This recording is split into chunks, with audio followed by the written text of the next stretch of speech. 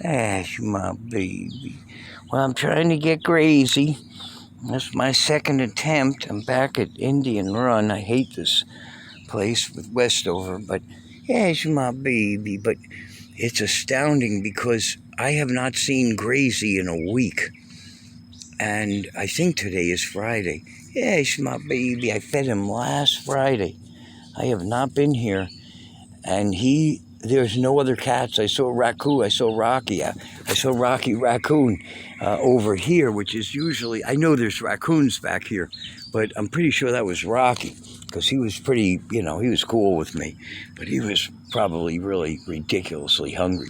But look at my Gracie. Look at the best Gracie ever. Ah, my baby. Ah, my baby.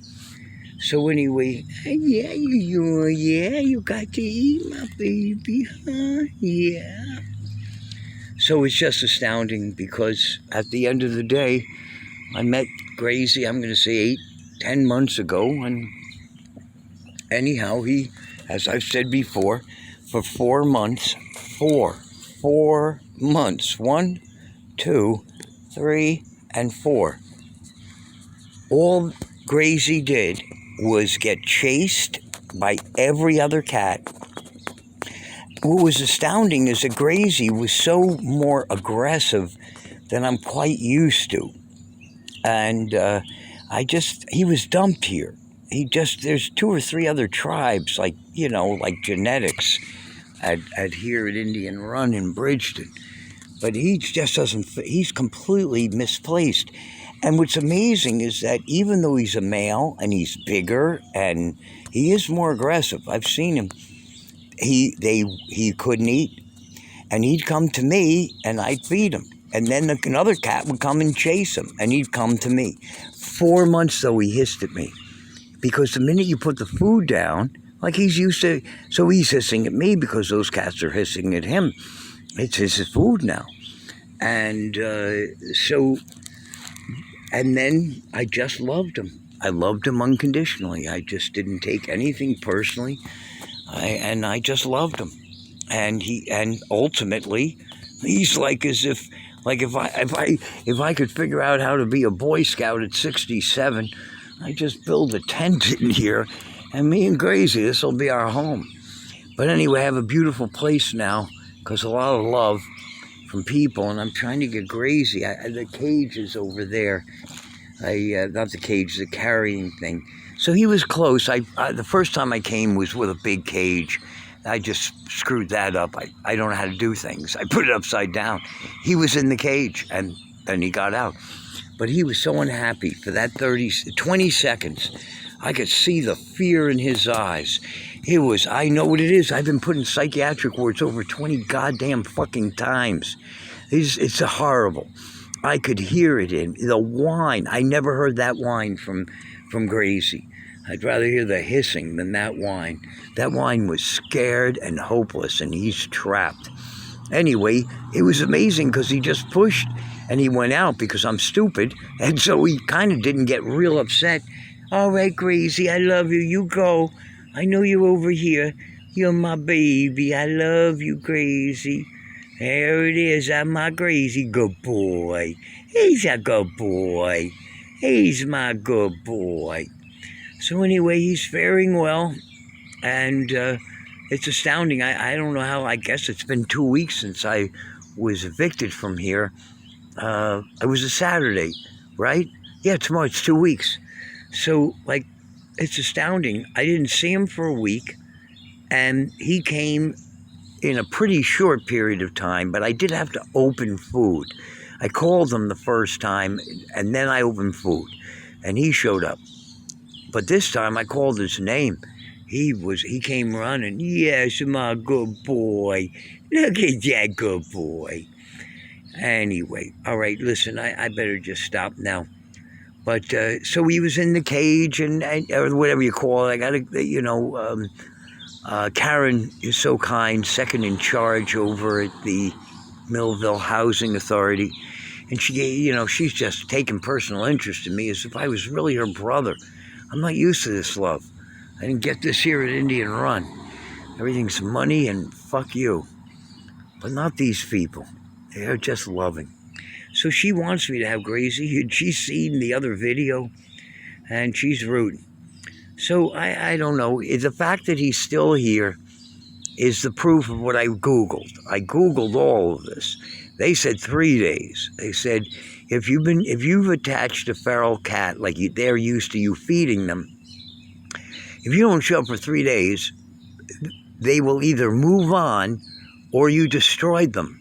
And I destroyed Gracie because I'm his source of food. So he hasn't been eating. He looks really thin. But I just don't know how to get him in that cage and the crate. He went halfway in. I did what Karen said. I put my shirt in, and that cage probably smells of every yummy cat thing.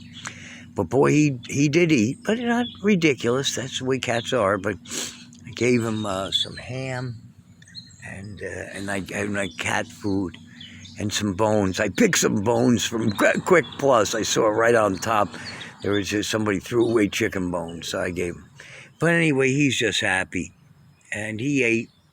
And so I'm going to try to see if John will take me on Sunday. And one of these days, I hope he just goes in the cage, the crate, soon.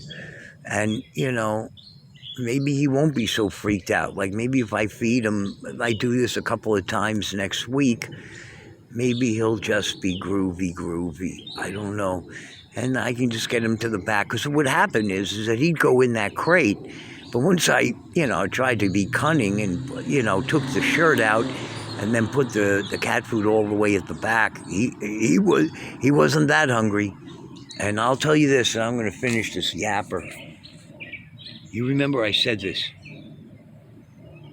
A man or a cat will die for freedom even before love.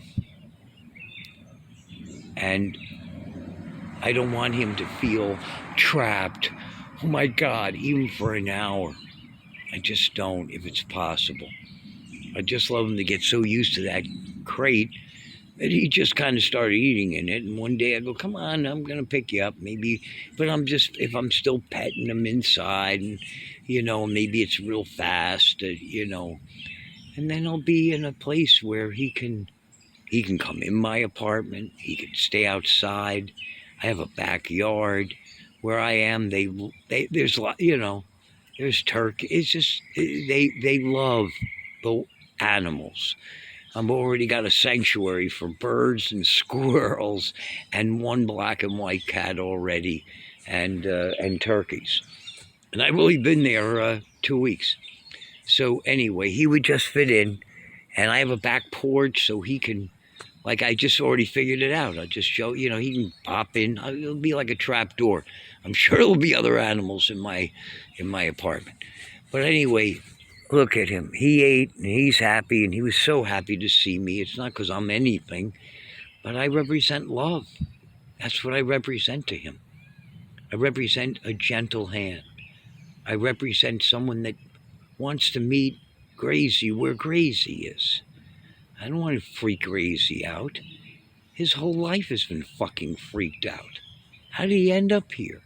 Hissing for 4 months, being chased. He finally has a buddy. I'm his only buddy. Listen, there are over 20 cats I fed every day, and raccoons, and birds, but it's the cats. You see any of them? Not one. But Gracie's here because he knows I'm his buddy, and I represent more than food. So, all right. I love you, Gracie, my crazy baby. Non-judgmental, uplifting, proactive love. Agape love. Proactive love. I'll meet you where you are. I'm not here to change you. I'll just love you. And try to bring you to a place where you can be more comfortable. And, God forbid we meet people's wants even before their needs. I don't know. The world works when it's you before me. Now, of course, I'm the most selfish person I know, so I'm a hypocrite. But that is the way the world works. I love my Gracie. All right, let me see. I go over and see if he wants a little more of this ham. Need some more, baby? Crazy. Hi, Crazy. Want some more, no? Hey, my baby. Hey, baby. Want some more? Huh? Want some more, no? Huh? Yes, my baby. Here. Yes, my baby. Yeah, you're so happy. He's a lion now. You're a lion in your own way. Yeah. That's my Crazy. Yeah, my Crazy.